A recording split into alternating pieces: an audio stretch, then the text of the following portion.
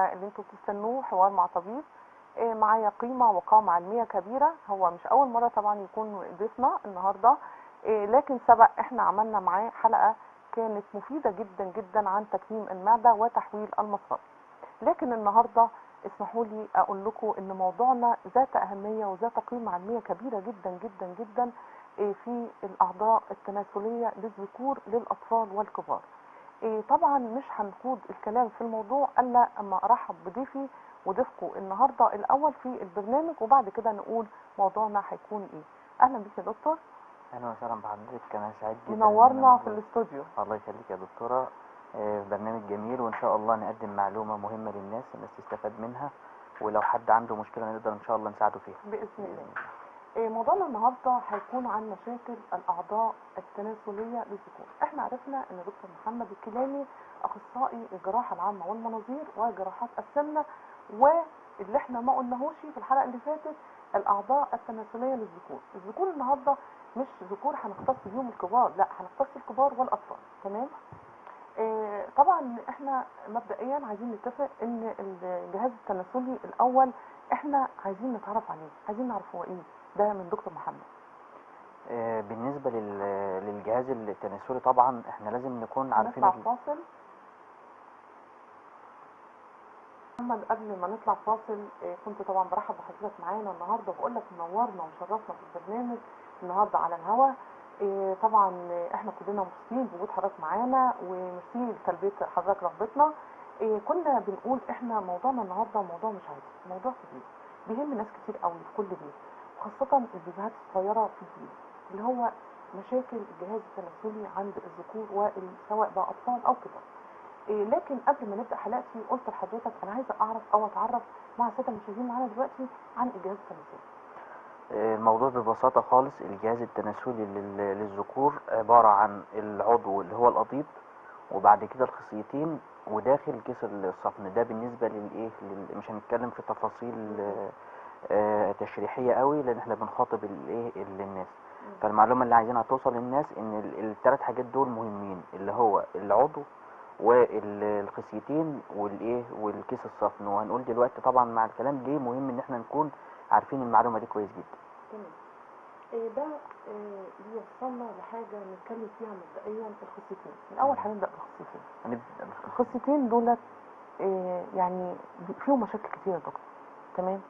المشاكل دي بتبدا من اول حاجه اختفاء الخصيه، تكاد تكون مش موجوده، او الاثنين مع بعض، ودي مشكله الناس كلها. ابني اتولد مش لاقيه خصيه، طب يا ترى الخصيه دي فين؟ معلقه بيقولوها كده ولا موجوده فين بالظبط؟ او الخصيتين الاثنين تكاد تكونوا مش موجودين، وده مقلق امهات كتير قوي. عايزين حضرتك بقى تشرح لنا شرح توضيحي في الموضوع ده. طيب مبدئيا ادراك ان الخصيتين او في واحده منهم مش موجوده او مختفيه، دي حاجه كويسه. المعلومه اللي لسه قايلها من دلوقتي ان في خصيتين وفي كيس اللي هو بنسميه كيس الصفن. المشكله اللي بتاخر الاطفال في ان احنا نعرف ان في مشكله عند الطفل، ان الام بتبقى فاكره ان وجود كيس الصفن معناها ان الخصيه موجوده. ايوه. لذلك انا لسه قلت دلوقتي ان في معلومه هنحتاجها دلوقتي. هي مجرد ما شافت الكيس ده موجود اذا الخصيتين موجود. فهو ده اللي بيعمل مشكله بعد كده في تاخير العلاج، ان هي ما خدتش بالها ان لا، ليس بالضروره وجودهم او وجود الخصيتين بوضعهم الطبيعي في وجود الكيس. يعني ممكن يكون موجود وكويس بس الخصيه مش موجود. الخصيتين مش موجودين او واحده منهم مش موجوده. في مشكله تانية كمان ان الام بتبقى خايفه تقرب من المنطقه دي، خايفه تلمسها. ده حقيقي. فخلاص يعني هي ما بتقربش، بتغير للطفل او كده، ما خلاص انا شايفه ان شاء الله الولد طبيعي وكده يعني. فبعد كده تبدا تكتشف اختفاء الخصيه او الاثنين. دي طبعا لازم الام تكون واخده بالها من من دي، لان المشكله دي بتكمل لسن كبير. يعني انا بتكلم مش الاطفال بس، انا عندي الاطفال وعندي الكبار. في سن كبير للاسف بيبقى جاي يكشف، وساعات لسبب تاني انا ببقى بفحص المنطقه دي دايما في الاطفال. فممكن يكون جاي يكشف لسبب تاني، افحص الاقي ممكن خصيه او الاثنين مش موجودين. تمام. فاحنا بنتكلم بقى عن دي اول حاجه، ان انا اكتشفت ان فيه مشكله. طبعا اول حاجه الام، طبعا الام والاب. بعد كده طبعا في الطبيب بقى اللي بيشوفه، طبيب الاطفال المفروض بيفحص المنطقه دي ويشوف لو في مشاكل في الخصيتين. بعد كده بيبدا يعرضهم على الايه، على الطبيب الايه المتخصص. كمان اثناء عمليه الختان لازم نفحص الخصيتين كويس جدا عشان نقدر نشوف هل فيهم مشكله ولا لا. تمام. بالنسبه لاختفاء الخصيتين دكتور، في معلومه بتقول ان انا عشان اشوف موضوع اختفاء الخصيتين مش لازم اتسرع، يعني استنى 6 شهور وما عديش 24 شهر. تمام. المعلومه دي هل هي مؤكده حقيقيه وليه؟ عايز اعرف ليه. تمام. هو بالنسبه لاختفاء الخصيتين او اختفاء واحده منهم، انا لازم اتدخل في سن معين. تمام. ما ينفعش ان يعني ما بسبقش السن وما بعديهوش. التدخل قبل 6 شهور ممنوع لسبب ان انا بنتظر، لان في بعض الاطفال بيكون عندهم الخصيتين مش موجودين. لما بستنى ل6 شهور ممكن خلال الفتره دي الخصيتين ينزلوا مكانهم وكده الطفل ما يحتاجش تدخل. لو انا اتاخرت بعد ال 24 شهر انا ممكن اكون ضيعت فرصه على الطفل ان هو عمليه الانجاب بعد كده، لان بيكون الخصيه اتاثرت. انا انتظرت فتره، الفتره دي لازم نتدخل بقى ساعتها. لكن انتظرت فتره طويله. لذلك بتلاقي برضو في بعض الام بيبقوا عارفين ان الطفل عنده مشكله وجايه تقول يعني ايه اسباب وهميه، اللي هو ايه، انا خايفه الطفل ضعيف، خايفه ان هو عامل له عمليه لحسن يحصل له حاجه من البنج، خايفه مش عارف ايه. وتلاقيها يا عيني عماله تاخر الولد لما السن 3 سنين و4 سنين و5 سنين، وخايفه تعمل له عمليه، وبالتالي هي ضيعت عليه فرصه الانجاب بعد كده، لان انا تدخلت ايه في وقت متاخر. في وقت متاخر. فاحنا هنتكلم بقى عن الايه ده بالنسبه للتدخل. بالنسبه للخصيتين الاوضاع بتاعتهم بتكون ايه، لازم نكون عارفينها. بالنسبه للايه، اختفاء الخصيتين او اختفاء واحده منهم. اول حاجه ممكن تكون الخصيه معلقه. تمام. تاني حاجه ممكن تكون الخصيه مشدوده. وفي فرق طبعا، في فرق بين طب مشدوده يا دكتور، معلش، ما هي معلقه بتدي للناس ايحاء بانها مشدوده، يعني مرفوعه لفوق. لا، احنا عايزين نوضح يعني ايه قصيه معلقه ويعني ايه مشدوده. طيب في فرق بينهم طبعا. ايه هو بقى؟ لا، في فرق بينهم. الخصيه لما تكون معلقه تختلف عن الخصيه المشدوده. الخصيه المشدوده انا بشوفها في بعض الاحيان. يعني في بعض الاحيان الخصيه بقدر ان انا اشوفها تكون موجوده، اما الخصيه المعلقه انا ما بشوفش الخصيه اصلا. طب اسمح لي يا دكتور، معانا مداخله من القاهره. محمود. الو. مساء الخير يا فندم. مساء الخير يا حضرتك. ممكن استاذ محمود؟ ايوه يا فندم، ممكن اسال سؤال؟ طبعا، اتفضل دكتور محمد مع حضرتك. انا معلش يا دكتور، ابني الصغير لما اتولد بحس ان العضو الذكري عنده مدفوس جامد، يعني مش ظاهر بشكل طبيعي معايا. فعايز اعرف ده شيء طبيعي يعني مع ما يكبر هيبقى تمام، ولا هو فعلا انا حاجه لازم الحق اعالجها او يعني انقذ موقف يعني. فده مسبب لي قلق كبير جدا. هو سنه قد ايه؟ هو سنه بتاع 8 شهور. طيب تمام خلاص. احنا هنجاوب على سؤال حضرتك، لان احنا لسه هنتكلم عن مشاكل صغر العضو. بالظبط. فحضرتك في الحلقه هنبدا نقول هو طبعا ايه المفروض ان هو طبعا في تدخل. تمام. شكرا استاذ محمود لتواصل حضرتك معانا. تمام. هو الاستاذ محمود احنا هنجاوب على السؤال ان شاء الله. هو بس يتابع معانا الحلقه، لان انا هتكلم في التفصيل، فمش عايز ان انا اخرج بقى من النقطه اللي احنا بنتكلم فيها. طيب نرجع لحديثنا واحنا بنقول الخصيه المشدوده والخصيه المعلقه. ايه الفرق بينهم يا دكتور؟ الفرق بينهم، الخصيه المعلقه معناها ان الخصيه وقفت في النزول اثناء يعني الخصيه لها مسار. المسار المفروض ان هي بتاخد مسار من جوه البطن، بعد كده تبدا تطلع في الكيس كيس الخصيه اللي هو بنسميه كيس الصفن. هنا الخصيه ما وصلتش للمكان المطلوب بتاعها، دي بنسميها معلقه. معلقه دي ممكن تكون معلقه جوه البطن، وممكن تكون معلقه في القناه اللي هي بتعدي من البطن للخصيه. انا بحاول ان انا ما اجيبش مصطلحات علميه قوي، بحيث ان ان الناس تبقى تقدر ان هي توصل للمعلومه يعني. تمام. فهنا ده معناها ان الخصيه وقفت في مكان معين. المكان ده ممكن يكون في المسار الطبيعي بتاعها، وممكن يكون خارج المسار الطبيعي. في مسار طبيعي موجود للخصيتين بيمشوا فيه، وممكن مسار خارج الخصيتين. في كل الاحوال هي الخصيه وقفت في مكان معين، مش موجوده قدامنا، مش ظاهره بمعنى اصح. مش ظاهره. ده بنكتشفه يا دكتور او بنشخصه ازاي؟ انت بنتكلم عن الخصيه المشدوده الاول. تمام. بالنسبه للخصيه المشدوده، هي واخدت مسارها طبيعي، تمام. بس مش واصله للخصيه بشكل كامل، بمعنى ان هي بتطلع فوق وبتنزل ايوه وبتنزل صح تحت. كده، دي شكوى امهات كتير. ايوه انا ساعات بتتقال كده، ساعات بشوف الخصيه وساعات بلاقيها مختفيه. فعلا. وساعات خصوصا في فتره حضرتك الشتاء صحيح. كتير بنلاقيها مش موجوده. أيوة. فدي بتبقى عامله ايه، عامله قلق. انا شويه بشوفه شويه لا. شويه ما بشوفش. ده بالنسبه للي هي الايه المسدوده. بالنسبه حضرتك كنت بتسالي على التشخيص. بنشخص الحاله دي ازاي بقى؟ طيب، هو التفريق بينهم دايما هو الدكتور اللي بيقدر يفرق هل الخصيه دي مشدوده ولا هل او مختفيه زي ما بيقولوا معلقه. بعد كده بقى بنبدا نعمل الفحص عباره عن بس الاشعه بتاعه السونار العاديه خالص. بنشوف هل السونار ممكن يشوفها لو هي في المنطقه بنسموها الانجوينا اللي هي منطقه العانه.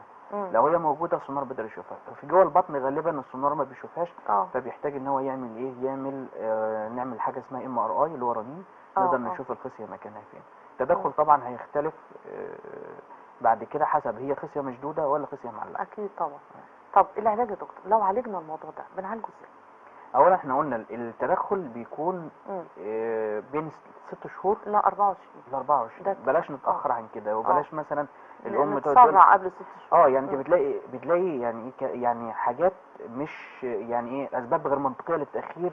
وبتزعل اللي هو الام بتبقى عارفه والاب اصل خفت عليه من التخدير، اصل مش عارف ايه، اصل واحده جارتي قالت لي اصل واحده جارتي قالت لي ممكن لو عملنا عمليه الواد يحصل له او كده، في حاجه وحاجه. فبالتالي بيبدا ان هو يتاخر العلاج. فاحنا قلنا اول حاجه ان الفتره بالنسبه للخصيه المعلقه طبعا دي بتحتاج تدخل جراحي. تدخل جراحي بالمنظار. لو هي جوه البطن طبعا بالمنظار بنبدا ان احنا ناخدها من جوه البطن، نطلعها نرجعها مكانها ونثبتها مكانها. لو هو في منطقه العانه برضه ممكن تتعمل بالمنظار وممكن تتعمل جراحي وبنثبتها مكانها. ده بالنسبه للخصيه المعلقه.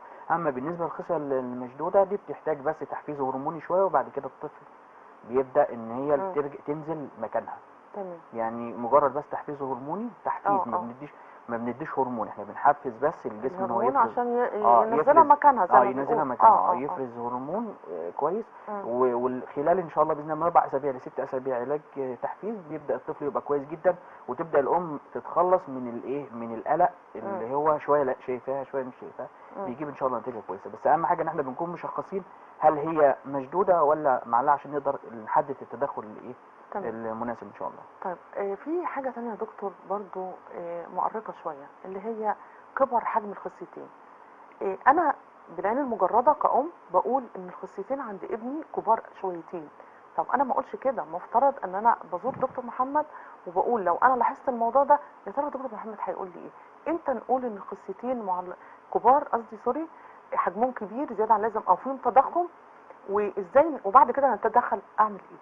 رأي حضرتك ايه؟ تمام. بالنسبه لكبر الحجم ده يعني ليه اكتر من سبب، يعني في الاطفال وفي الكبار وبيختلف يعني. بس احنا نقول اشهر الاسباب، بلاش ندخل في التفاصيل برضو كتير. خلينا نقول اشهر الاسباب. بالنسبه للاطفال يا اما بيكون فتق بينزل جوه الخصيه بنسميه فتق، يا اما بيكون في كيس ميه على الخصيه او على واحده من احدى الخصيتين او الاثنين. واشهر حاجه في الاطفال هي الكيس كيس الميه ده. بالنسبه للكبار طبعا كبر الحجم لاسباب كتير، بس اشهرها برضو ان هو يكون كيس ميه، او لو في خبطه تجمع دموي، او في اسباب كتير ممكن تعمل كده. لكن احنا بنتكلم في اشهر الاسباب. معلش يا دكتور، مداخله من محسن من الجيزه. اهلا بحضرتك استاذ محسن. الو. ايوه مع حضرتك. السلام عليكم. عليكم السلام. لو سمحت انا ابني مولود اديله اسبوع والخصيه اليمين غير موجوده. مع حضرتك دكتور محمد اهوت هيجاوبك حالا. اتفضل يا دكتور. طيب حضرتك خصيه واحده اللي مش موجوده يعني؟ الخصيه اليمين بس، الخصيه اليمين اللي مش موجوده. تمام. الخصيه اليمين مش موجوده، احنا بننتظر لغايه 6 شهور. في اطفال كتير بتنزل لوحدها، لسه قايل المعلومه دي حالا.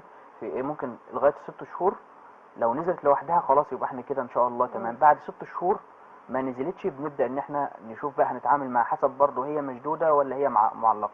لو مشدوده هياخد التحفيز بتاعه، ولو معلقه هيبدا يبقى في تدخل. زي ما حضرتك قلت دلوقتي. هو النصيحه اللي انصحها لحضرتك يعني ايه، بلاش تعدل يعني ال6 شهور نبدا نتدخل ان شاء الله باذن الله لو ما حصلش نزول للخصيه. اكيد. نشكر حضرتك استاذ محسن، شكرا. زي ما حضرتك قلت يا دكتور، الخصيه اللي هي متضخمه بيبقى لها اسباب معينه. أسباب. تمام.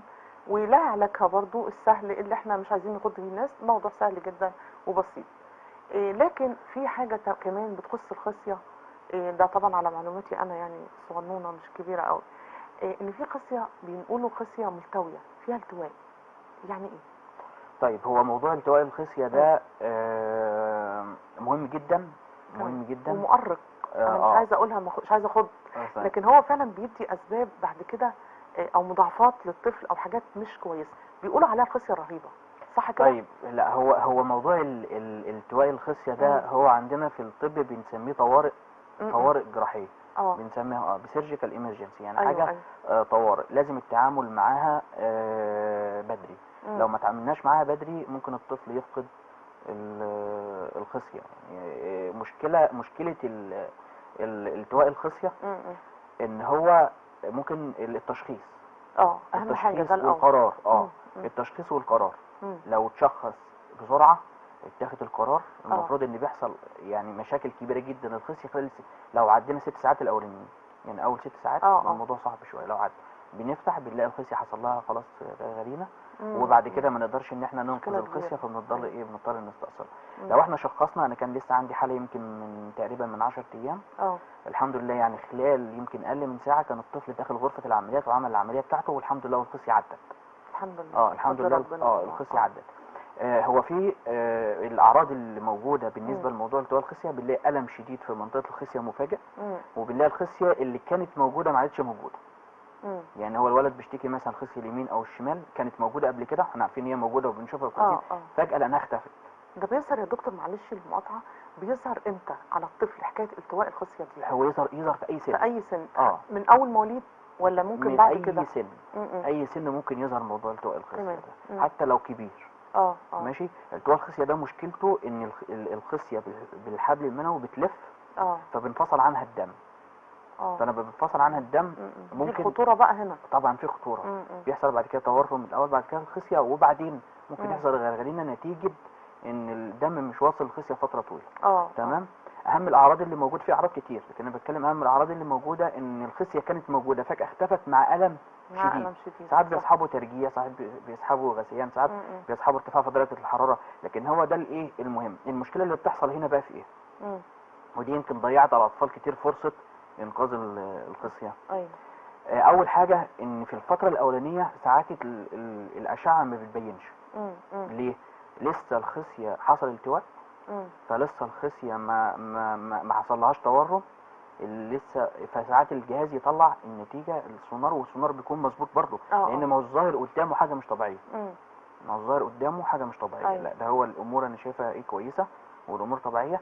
لو رحنا عملنا نفس السونار بعدها مثلا بساعه هيديني بوزيتيف داتا، يعني هيديني معلومات ان في مشاكل. في مشاكل كتير. فممكن انا اروح اعمل الاشعه في الاول ما يطلعش فيها حاجه، بعد فتره ساعه ولا حاجه الاقي بدا يبقى في مشاكل ظهر. الفتره بقى دي لو ما اتخذش القرار، الطفل راح قعد في مركز الاشعه شويه، وبعد كده استنى دوره، وبعد كده كتبنا التقرير، وبعد كده رحنا للدكتور. طب يا دكتور، طب ندخله عمليات.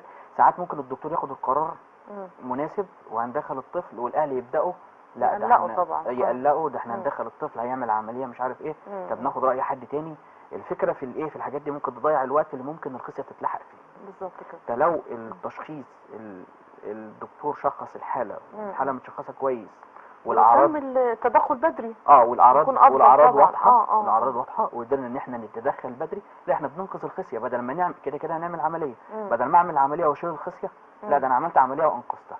ان انا فكيت الالتواء، وبعد كده بعمل تثبيت للخصيه، وبعد كده بثبت كمان. المفروض ان احنا بنثبت كمان الخصيه الثانيه، لان السبب اللي خلى في خصيه حصل لها التواء يخلي الثانيه يحصل لها. بالظبط. فاحنا لما بنثبتهم مع بعض، بنثبت بعد ما نخلص واحده ونثبتها لو اتلحقت ان شاء الله، بعد كده بنثبت الخصيه الثانيه عشان ما يحصلهاش نفس المشكله. نفس المشكله. طب يا دكتور، هنتنقل بقى لموضوع يكاد يكون يعني مهم جدا جدا جدا في الجهاز التناسلي للذكوره، وده بنقولوا عليه بيظهر عند برضو الكبار والاطفال، اللي هو مشاكل القضيب. عايزين نتفق ان القضيب عنده مشاكل كتير جدا، تمام؟ واول مشكله تكاد تكون مؤرقه الناس جدا جدا، وده تخصص دكتور محمد اللي انا عرفته، اللي هو ما شاء الله نجح فيه قوي، حكايه اختفاء القضيب، بيقولوا عليه ايه بقى بالعاميه؟ القضيب المدفون. ايه الموضوع ده؟ طيب هو كده احنا هنجاوب على السؤال بتاع الاستاذ محمود ان شاء الله. كده كان ما هو سألنا في استاذ اول محمود كان بيسالنا في نفس السؤال. هو نفس السؤال. طبعا هو لو متابعنا ان شاء الله احنا كده هنجاوب على اكيد سمعنا وشايفنا. هنجاوب كده على السؤال بتاعه. طيب هو بالنسبه للعضو احنا مش هنقول بقى قضيب مدفون او كده، بس احنا هنقول صغر حجم العضو عامه يعني. ده الاول. هنتكلم عن صغر حجم العضو الذكري، وده موجود ومش مشكله في الاطفال بس، هي مشكله مكمله. بمعنى ان هو الطفل مولود كده وبدات المشكله مكمله معاه لما وصل لمرحله البلوغ، وبعد كده وصل لمرحله الزواج. تمام. فهي مشكله مكمله، والفكره ان زي ما الاستاذ محمود بيقول انا اتدخل، طب اصبر، طب هو هيبقى كويس. ده السؤال ده بقى اللي دايما انا بتساله. طب احنا لما يكبر هيبقى كويس. وبيجي لنا اطفال 13 سنه و14 سنه و12 سنه وسن كبير والمشكله ما زالت موجوده. فبتلاقي هم فضلوا منتظرين فتره طويله وفي نفس الوقت ما اتحلتش المشكله. يبدا بقى بعد كده يقول لك طب المشكله فين؟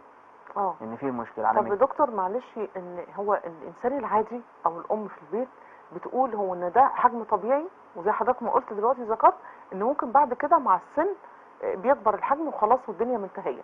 لكن احنا بنقول حاجه تانية. انت لاحظتي يا ام الكلام ده؟ حاولي ان انت توصلي للطبيب المختص تشوفي هل فعلا ده الحجم المناسب الطبيعي ولا لا. مش انت اللي هتحددي، روحي لطبيبك المختص اللي يقولك ان العضو ده فعلا حجمه كويس ولا لا. فبالتشخيص حضرتك قلت بيبان الكلام ده، هل حجم بالعين المجرده قدام حضرتك حجم طبيعي ولا حجم مش طبيعي؟ طيب هو احنا هنقول ان في شويه معلومات عايزين نصححها، يعني في معلومات مغلوطه عن الموضوع عايزين نصححها. اللي هو اول معلومه اللي هو ان الموضوع ده هيتصلح لوحده. دي اول المعلومه الاكيده المؤكده. دي اول مشكله، ان الموضوع يتصلح لوحده، فاحنا عايزين نصحح الموضوع دي. لا ده هو بيحتاج تدخل. ماشي، دي اول حاجه. تاني حاجه ان في بعض الناس بيبقوا فاكرين ان اصلا ملوش حل. دي برضو معلومه تانية، لا الحل موجود. والحمد لله والامور بتتصلح. دي تاني معلومه. تالت معلومه ان الام بتبقى فاكره ان الدهون هي اللي عامله المشكله. فلما الطفل يخس لا الطفل حتى لو خس المشكله مش هتتحل. هو اصلا معانا مداخله يا دكتور. ماشي. الو محمد. السلام عليكم يا دكتور. وعليكم السلام. ازيك يا محمد؟ عامله ايه؟ عايز اسال سؤال يا دكتور. هو العلاج اثناء الحمل ليه علاج ليه علاقه باختفاء الخصيتين عند الاطفال؟ وضحي حضرتك السؤال. يعني الام وهي بتاخد علاج مثلا قصدك؟ العلاج وهي الام حامل ليه علاقه باختفاء الخصيتين؟ هيجاوبك دكتور محمد حالا. شكرا لحضرتك. شكرا يا محمد. هي بتتكلم على اختفاء الخصيتين ولا العضو؟ لا الخصيتين. بتقول لما الام وهي حامل بتاخد علاج، هل ده ليه علاقه باختفاء الخصيتين؟ يعني الطفل يتولد كده؟ والله هو الموضوع فيه نظريات، يعني مش معلومات مؤكده. هو دايما بيقول في الكتاب السبب غير معروف يعني. وبعد كده بيبقى في اختفاء الخصيتين سببه غير معروف يعني. بيقول وبس في نظريات يعني. في نظريات بعد كده. في نظريه مثلا بتقول اول حاجه يقول لك غير معروف، وبعد كده في نظريه تقول مثلا ان هو سبب هرموني. وفي نظريه تانية تقول ان حصل في جزء كده موجود في الخصيه، حصل ان هو يعني مثلا فتق مثلا او كده سحب الخصيه وقفها في مكانها. في اكتر من حاجه فما نقدرش نقول، لكن هو كده في ادويه ممنوع استخدامها اثناء الحمل. ممكن يكون لها دور، لكن ما فيش يعني حاجه نقدر نجزم بيها. يعني ما فيش حاجه نقدر نجزم بيها ان هي السبب. ماشي. دايما في الموضوع ده يقول لك السبب غير معروف، وبعد كده بيبقى في نظريات اللي هي افتراضات. افتراضات دي غير مؤكده. لكن احنا بنقول ان لو هتاخدي اي ادويه اثناء الحمل لازم تكون تحت اشراف طبي. تمام اكيد طبعا. تحت اشراف طبي. طب نرجع لموضوعنا دكتور. نرجع بنقول ان احنا القضيب حجمه او صغر حجمه بمعنى اصح ليه اسباب تكاد تكون يعني لازم الدكتور هو اللي يقول، ولازم هو اللي يشخص، مش الام اللي تقول دي حاجه طبيعيه. السمنه الطفل بتاعي سمين شويه فده اللي سببه. الناس بتقول لها اراء كتير قوي، فده طبعا معلومه خاطئه مليون في المية. مع دكتور محمد بقى، لو حصل كده والام لاحظت من غير ما تقول لنفسها الحجم ده هيبدا يكبر ويتصلح، وابن خالته وابن عمته كانوا كده وهم نازلين كده، لا احنا دكتور محمد هيقول لنا ايه بقى؟ طيب احنا هنقول ان الصغر حجم العضو مبدئيا في صغر حجم ظاهري وحقيقي. تمام. تمام. بمعنى ظاهري، يعني العضو طوله كويس بس في جزء منه مختفي. تمام. هو الطول كويس بس في جزء مش موجود، يعني يعني مش ظاهر كله قدامنا بمعنى مش ظاهر كله قدامنا بمعنى صح، بس الطول كويس. تمام. في صغر حجم حقيقي بمعنى ان هو العضو فعلا حجمه طوله صغير، طوله اقل من الطول الطبيعي. معلش يا دكتور، معانا مداخله. السلام عليكم يا استاذ احمد، اهلا بحضرتك. استاذ احمد من القاهره. اسكندريه. اهلا بحضرتك. اهلا وسهلا. مع حضرتك دكتور محمد اهوت. اتفضل حضرتك. بقول لحضرتك يا دكتور، في طفل عندي عنده 5 سنين. تمام. عنده خصيتين، واحده ثابته وواحده بتطلع ساعات وبتنزل.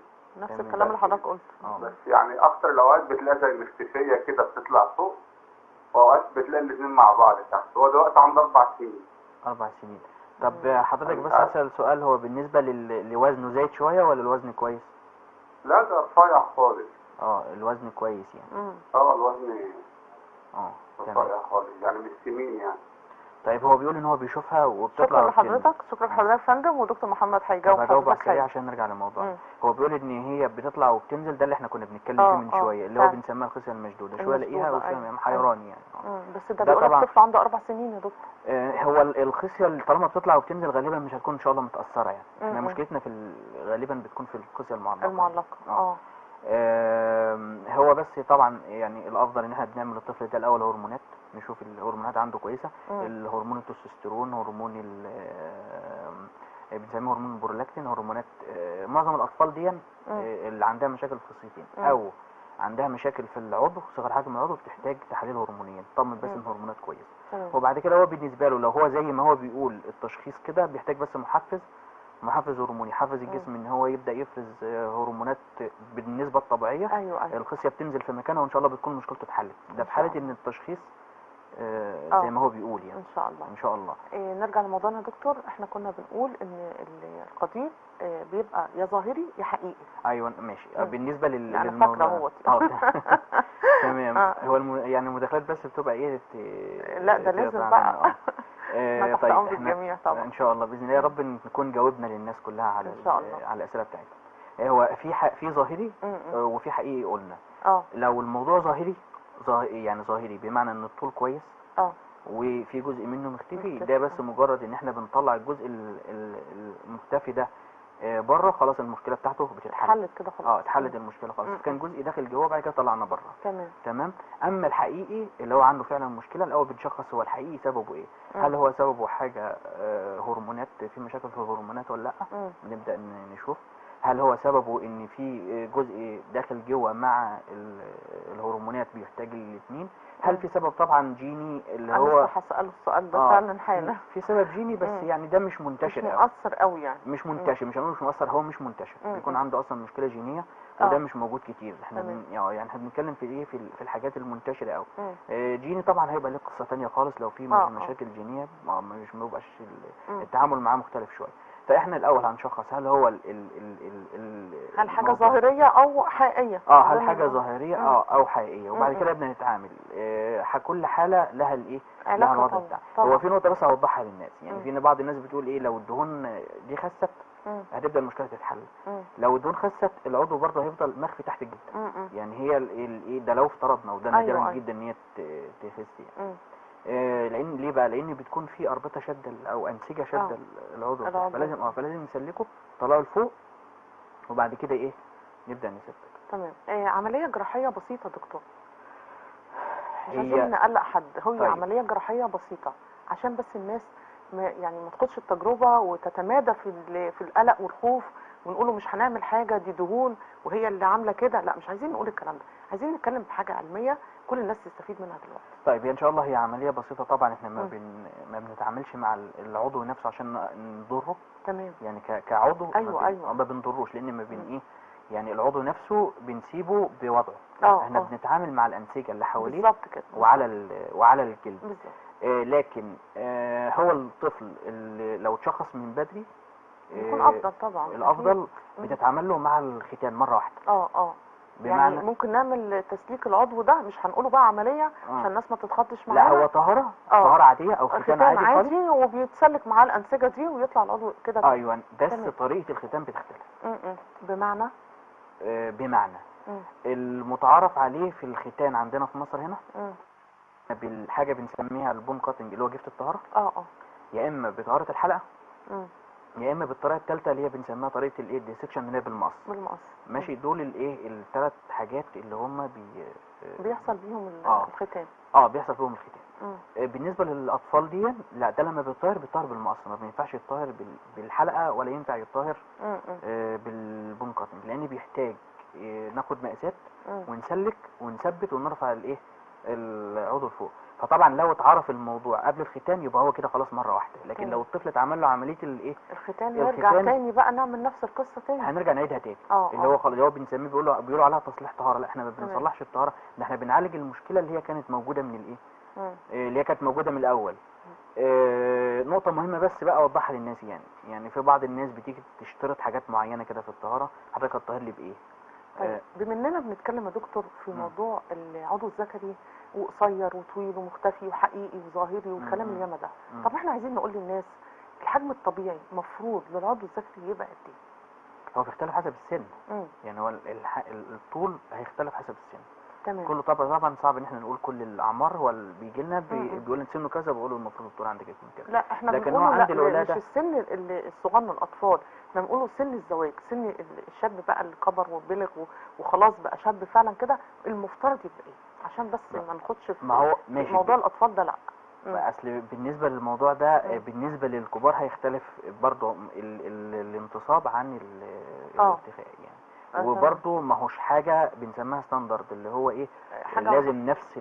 لازم نفس الطول. هو بيختلف. يعني مثلا عند الانتصاب لو قلنا من 12 ل 15 هيكون عند الانتصاب بيكون كويس. عند الارتخاء يعني لو قلنا من 9 ل 11 برضه بيكون كويس. اقل من كده نقول عليه حجم صغير. ممكن نقدر نتكلم بقى لو عامل مشاكل يعني. نبدا نشوف الدنيا. تمام. بالنسبه للاطفال طبعا وضع مختلف. الاطفال المفروض لسه مع الوقت الطفل، وحضرتك برضو يعني قلتي نقطه كويسه هبدا ان انا اوضحها. بالنسبه للطفل انا بقدر احدد ازاي هل هو بقى قصير ولا الطول قصير ولا لا. ان انا باخد المقاس، بجيب المسطره وبقيس بيها. المفروض الطفل حديث الولاده كده في خلال الاسبوع الاولاني يعني من 3 ل 3.5 يبقى كويس جدا. ماشي. طيب بقيسه ازاي؟ بقيسه من عند العظمه بتاعه العانه، يعني ما بقيسش الطول اللي بره. لو انا قست الطول اللي بره ده اللي ظاهر لي، لكن عايز اجيبه من تحت، فببدا ان انا اقيسه من العظمه من تحت لغايه فوق واشوف هيديني قد ايه. بناء عليه هقدر احدد هل هو الطول كويس طبيعي فاقول عليه ان هو قضيب مدفون او مخفي بس، ولا القضيب صغير، وبالتالي هيبدا التعامل طبعا هيختلف. تمام. طهارة الملايكة ايه ده؟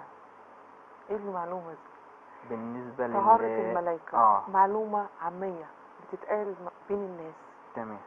دي يعني اللي احنا كأطباء نفهمها ان فتحة البول غير موجودة تمام في القضية، لكن هم بيسموها طهارة الملايكة. مفيش فتحة البول، ودي مشاكلها كتير جدا جدا جدا. بنقول عليها احنا بقى لا ده طهارة ده ابني مولود متطهر، ملايكة مطهراه. معلومة خاطئة وشائعة بنسبة لا تكاد تكون بسيطة. تمام. وهو كده، هو الطفل كده الفتحة مقفولة متطهر طهارة ملايكة، خليه بقى زي ما هو كده، وبعد كده تبدأ المشاكل. رأي دكتور محمد ايه؟ هو اللي حضرتك بتقول عليه ده طبعا الاصطلاح العلمي بتاعه بنسميه احليل. بنسميه احليل. هو ده بالمصطلح العلمي بقى الاحليل. صحيح. ايوه. هو بالنسبه للفتحه بتكون موجوده، لكن مكانها بيكون مختلف. مش في المكان الطبيعي بتاعها، مش في مقدمه العضو. بتختلف من طفل لطفل. يعني في طفل بتبقى فوق خالص، وفي منتصف القضيب، وفي تحت، وفي فكل حاله. هو في حالات بتبقى فوق يعني في العضو بس من فوق. في كل الاحوال احنا بنلاقي الجلده اللي موجوده مش لفه العضو كله، اللي هي الجلده اللي المفروض بنشيلها في الطهاره، لا ده هي نص بس. فالناس بتقول ده هو متطهر او نص طهاره او طهاره الملائكه، ان في جزء جزء عامل زي الجناح كده مغطي العضو. هنا احنا المفروض ان احنا ما بنتدخلش طهاره بقى. احنا هنا بنعمل له عمليه تصليح اصلا، يعني بيتعمل له مسار مجرى البول بيتظبط. تمام. ماشي. يعني الفتره دي يعني لو مشينا زي ما الكتاب بيقول المهم ان هي تبقى قبل سن الدراسه اللي هو 6 سنين، يعني خلال الفتره دي. طبعا حسب الحاله، في اطفال بتتعمل من مره واحده وفي اطفال بتحتاج اكتر من مرحله، حسب الفتحه جايه منين، من تحت قوي ولا من فوق ولا كده. والتعامل معاها طبعا لازم يكون بحرص، ولازم تتشخص كويس، لان لو ما اتشخصتش والطفل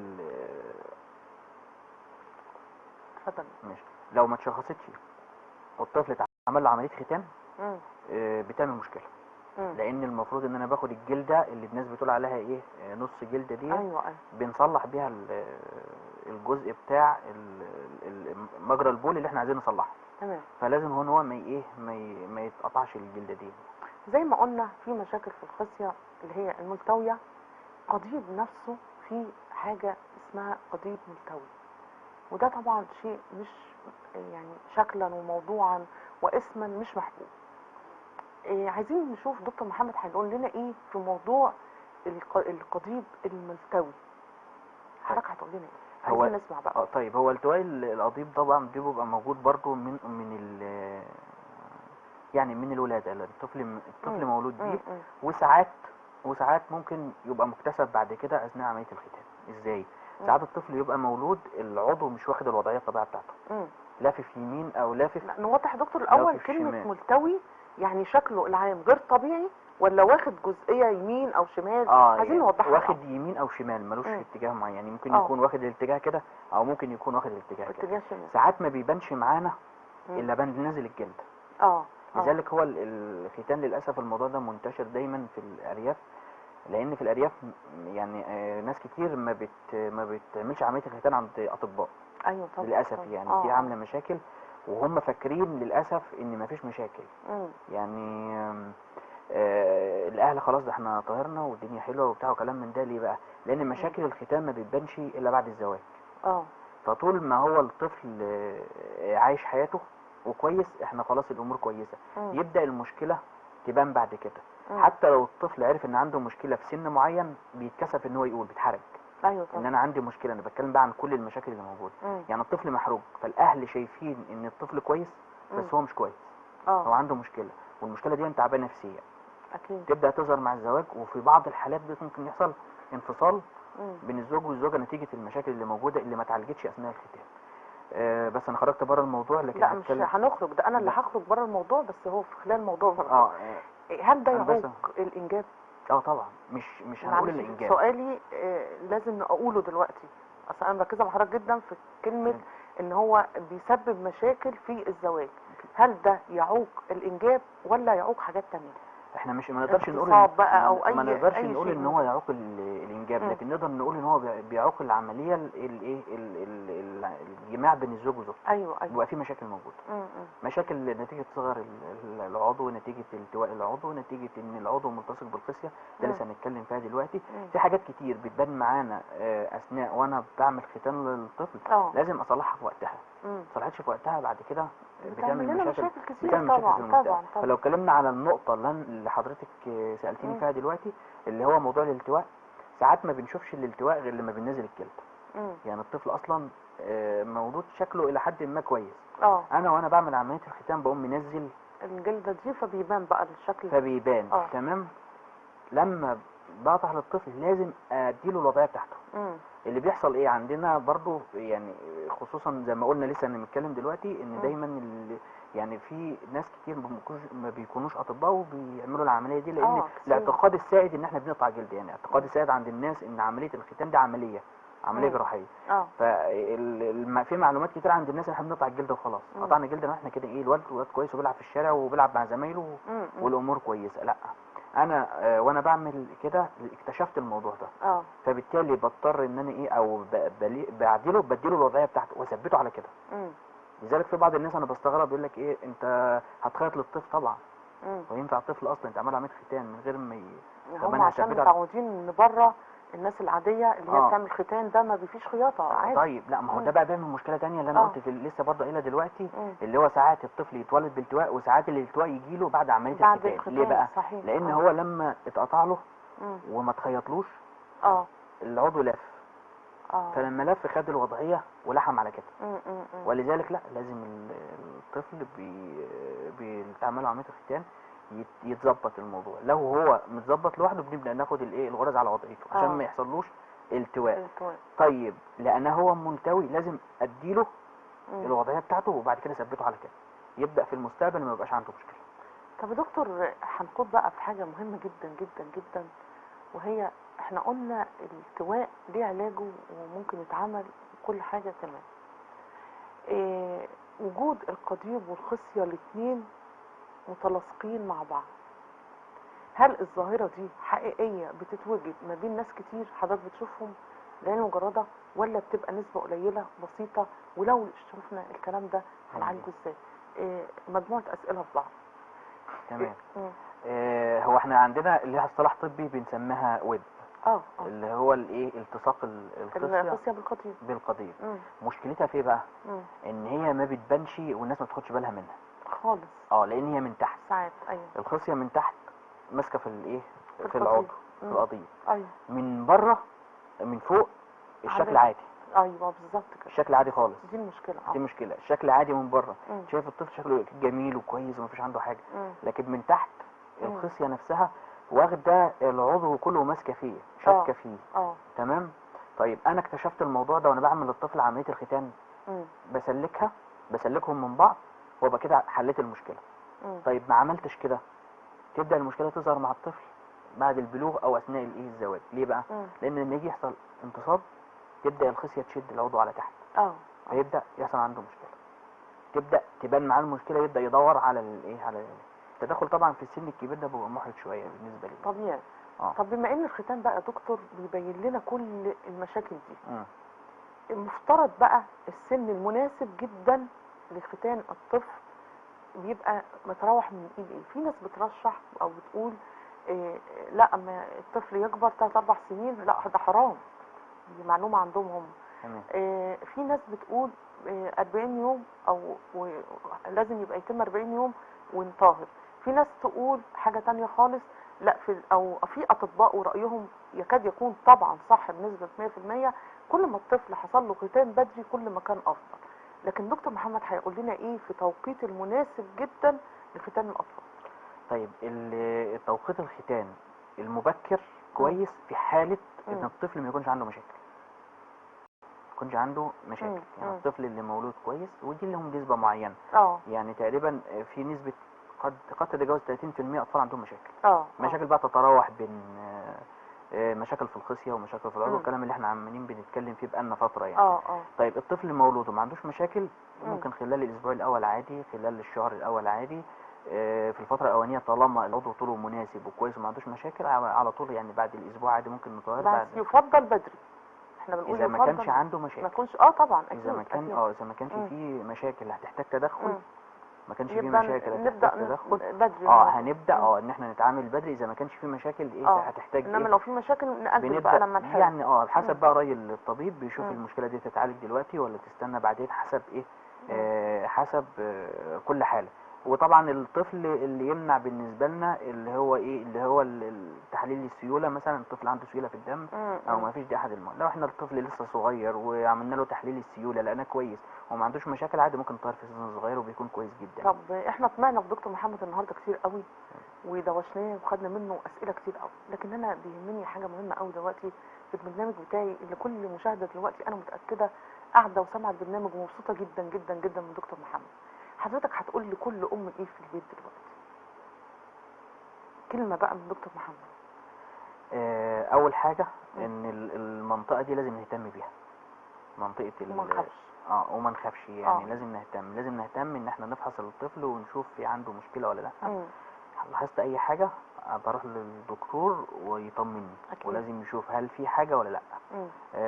دي اول حاجه، ما نخافش من التعامل مع المنطقه دي، لان ممكن خوفي ما يبينليش يسبب لي مشاكل اكبر. المشكله الختان يتم عند طبيب مختص، بلاش حد مش طبيب يعمل عمليه ختان، لان عمليه مهمه. احنا قلنا مشاكل كتيره جدا وكلها موجوده.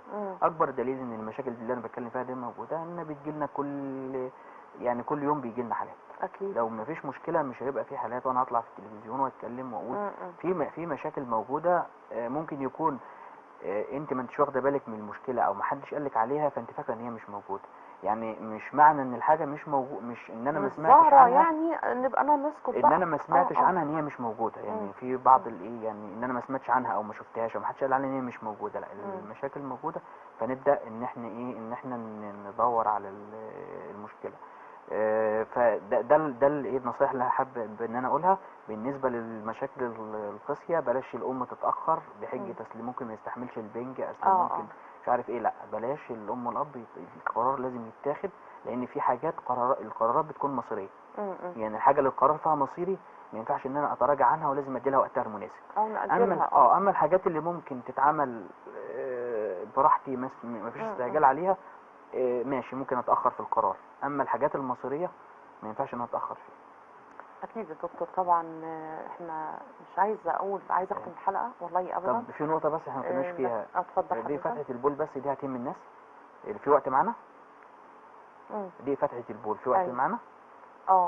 طيب يعني دقيقه كده معانا كده دقيقه. معلش انا اسفه. معانا دقيقه. طيب بس هو نقطه دي بس فتحه البول. دي فتحه البول بس انا احب اوضح للناس النقطه دي. طالما معانا دي مش هتكلم في التفاصيل قوي. لكن دي حاجه بتبقى برضه مش مكتشفه عند الاطفال. بيسببها مشاكل كتير جدا. ان الطفل عنده فتحه البول ضيقه جدا. ضيقه جدا فعامله له مشاكل. ساعات بتسبب الم في البطن مش مكتشف. عمال اعمل للطفل تحاليل واشعاعات وكل حاجه ومش لاقي فيه مشاكل. تمام. ساعات بتعمل للطفل حاجه مهمه جدا اللي هي التبول اللا ارادي. ان الطفل بيعمل حمام على نفسه بالليل وسببا ان الفتحه ضيقه فالمثانه ما بتفضيش كويس فكل شويه الطفل عايز يدخل الايه الحمام. طبعا دي من الحاجات اللي بنحتاج ان احنا نكتشفها ونعالجها. ميرسي لحضرتك يا دكتور. ميرسي بجد. اي كلمه شكر قليله. امتعتنا بالحلقه النهارده ونتمنى يبقى في تواصل بيننا باستمرار مع حضرتك في كل معلوماتنا الطبيه في تخصص حضرتك. وبنشكر حضرتك جدا جدا يا دكتور. ميرسي.